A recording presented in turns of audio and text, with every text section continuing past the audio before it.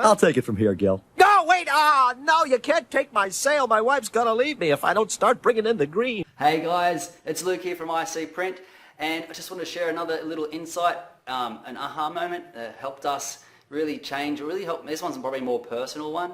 It helped me change the results that I was getting in my business. And this one is around having an abundant mindset. There's a great quote that was shared with me. It says, to be abundant, you must first be abundant. And it's a real cliche type sounding thing, and it is hard, a lot of the time. There's another book, it's called The Secret to Money is Having Some. So what this is talking about is the mindset shift when you have more than enough leads coming in, or too many inquiries that you can't handle, or so much work that you're trying to do. All of a sudden, you're not, that guy on The Simpsons, the salesman Gil. Come on, Gil, close the deal. Like, he's really, I don't know, he sucks as a salesman. He's not abundant. He's desperate. And desperate salespeople are desperate. When you're just desperate, generally, it's really unattractive quality. And if you're trying to grow your business and you have this desperation in your energy, in your tone of voice, in the way that you carry yourself, you'll be turning people off. Even if it's a subconscious thing, people don't want to work with desperate people. They're, just not attractive. The other thing is, when you're desperate for sales or desperate to make more business, you'll end up doing business with people that you really shouldn't be doing business with. Like, the deal that's available is not going to be profitable. It's not your ideal client. The job isn't really what your core strength is. So you're coming from a place that you're not, an authoritative, confident space, and you'll be less profitable. If you're working for something that's, at or below cost even just to get a client, then you're not profiting. Your business isn't growing. In real estate, as a real estate agent, for example, if you're listing a house, and because it's the only market appraisal you've done all week, and you really want a listing because you've got no stock, and you're listing a house that's well above what the market's going to pay for it, and the vendor is not motivated and won't budge, you're going to be spending time, listing and marketing their property, and you're not going to, get a result in the end of the day. You're just wasting time.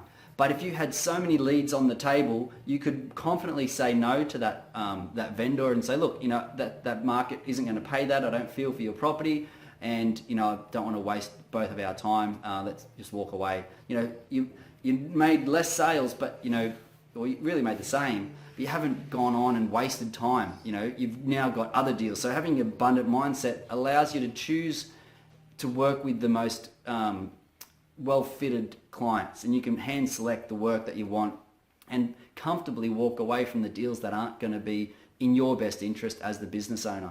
So some of the things that have helped me try to get more abundant in my mindset around business and money particularly is doing little things like having a daily transfer of funds going into a separate account that I just see growing over time. It's only, I do $11 a day, so it's not a huge amount of money, but the fact that there's this pool of money that is not being touched, it's growing over time. Every day I see that in the bank reconciling, and I just feel like I'm having a long-term, I'm going to be more successful. I'm going to have some money. It's a small amount, but it's more of the psychology behind it.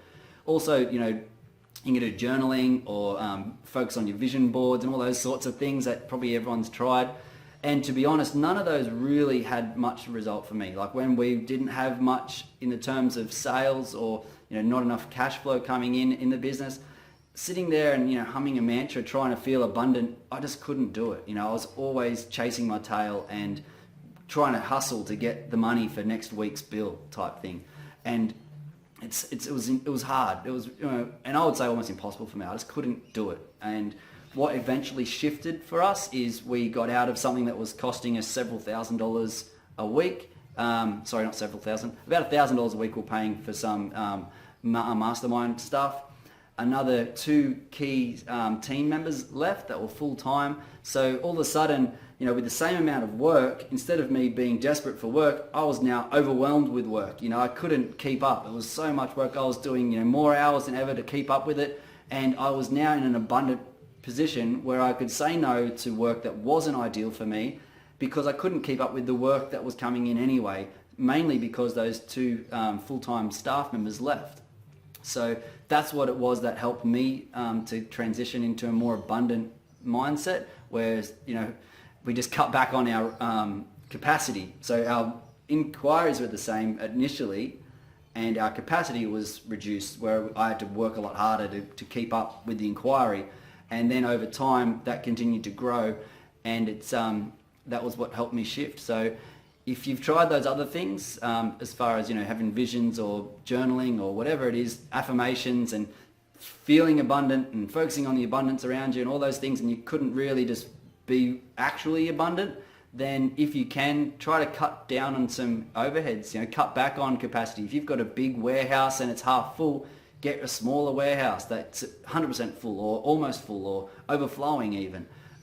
So then you can, start to get that psychology, that mindset, abundant mindset back. Anyway, I know I've rambled a lot for this one, but it was a big journey for me, so I did want to share a bit longer video here. Sorry, I hope it was valuable. If you stayed this long, I'm sure it was. And have a great week. Thanks again. Cheers.